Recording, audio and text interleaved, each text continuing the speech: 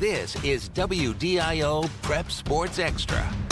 Hello, football fans. Welcome to our season premiere of Prep Sports Extra. I'm Alicia Tipke and so excited to be hosting this show again with Spencer Pierce. Spencer, gorgeous weather in week 1 in Minnesota, and what better way to get rolling than with a rivalry match? Doesn't get better than the weather, but Alicia, the Gophers and the Badgers, you know what they have? They have the axe. Hermantown and Proctor, they got the hammer. Since 1941, the Hawks and Rails football teams have battled it out for neighborly bragging rights. Tonight, they kicked off their 74th edition of the Hammer Game. Hermantown narrowly leading the series 37-36.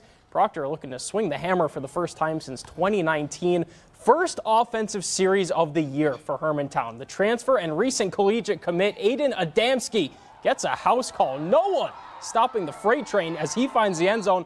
Later, the Hawks up a score, and Alex Schott drops back and finds a wide-open Landon Berg. Berg landing in the end zone. Hawks up 2 tutties. Hermantown just on a roll, though. Alex Schott untouched into the end zone on the keeper, and if it works once, there's a good chance it'll work twice. Schott to Berg a second time. Hermantown keeps the hammer emphatically, winning 72-0. Big night for tradition in Cloquet as well. 2 Harbors makes the trip down south to kick off their 120th season of Agate football. Agates looking to build off a 7-3 finish in 2023. Cloquet finally back home on a brand new field after spending last year away. Early in the first, Jacob Carpenter hands off to Tate Nelson. He routes left and around Cloquet. They get a hand on his cleat, but he breaks the plane. 7-0 Agates. End of the first quarter. Agates knocking on the door again. This time Carpenter pulls the fake and takes it in himself along the right side. Now 14-0. Second quarter, snap back to Carpenter. He starts scrambling under pressure, goes to the air and finds Josh Johnson for another 2 Harbors touchdown. Agates win 37-14. In 9-man, McGregor makes their return to varsity action after only fielding a JV team in 2023. Tonight, visiting Cromwell-Wright. And just minutes into the first, Brady Dahl with just a nose for the end zone. Nothing is going to stop him from getting there. Cardinals up a touchdown. And then it would be Dahl again shortly after, following his blockers on the right side, finding pay dirt again. And later, 2 by land so far, so the Cardinals are going to air it out. Tucker Corpy turning on the Jets. He's got daylight ahead of him. The Cardinals putting in work offensively. They'd go on to win 48-8. And then Deer River kicking off their 100th season of football. Pretty impressive, hosting Crosby-Ironton. Deer River in the red zone. Tate Evans able to score here. Warriors lead 7-0 just 49 seconds into the game. Second quarter, Deer River now down 8-7. Evans carries in his second TD of the night. Warriors back on top, and Deer River wins it at the last second, 30-24. Well, from the west, we now go east to Maple, Wisconsin. Northwestern seeking to shake off an unusual season-opening loss, falling 42-8 to Prescott last Friday. The 18-time Heart-O-North Conference champion Tigers hosting Somerset, who last week shut out Bloomer 44-0. Second quarter, no score yet. Tigers ball. Ethan Harms drops back and puts his whole body into this pass, which lands perfectly in the hands of Bowden Teal. 6-0 Northwestern.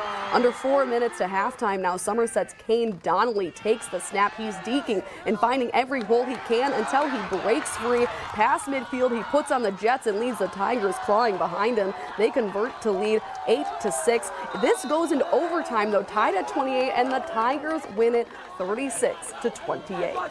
Well, Thursday marked the official start of the Minnesota Prep football season. Moose Lake Willow River raised the stakes by hosting Barnum for the coveted Little Brown Jug rivalry game. Last year, Barnum lifted the jug for the first time in 25 years. Then the Rebels would exact revenge in the section final.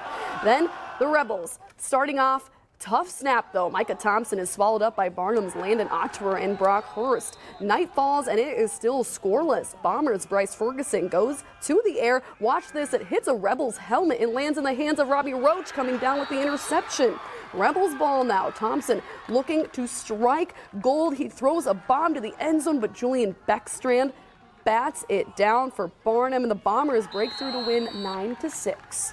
Also on Thursday, Esco hosted Duluth East for their home opener. Greyhounds getting their first taste of action this year with new head coach Blaine Tatro. And early on, Esco hands off to Graham Hartley, but jostled. The ball is going to come loose. Duluth's Virgil Brown scoops it up, but Esco QB Josiah Owens making the tackle. Esco going to escape that jam. Now back on offense, but their troubles would continue as another ball dropped, and East Sam Benson makes the recovery. This time the Greyhounds do capitalize, though. Zachary Valley hands off to Michael Lewis. He's going to sneak through a pack up the middle and break into the end zone. The Hounds convert to lead 8-0, and then 3 minutes until the half, and East is going to be deep in their own zone. Connor Gustafson also goes for Lewis. He spins out of an Esco grab and throws on the gas all the way to the house. A house call, a 61-yard touchdown. Duluth East pulls out the shocker, 24-14. Just not something you see every day.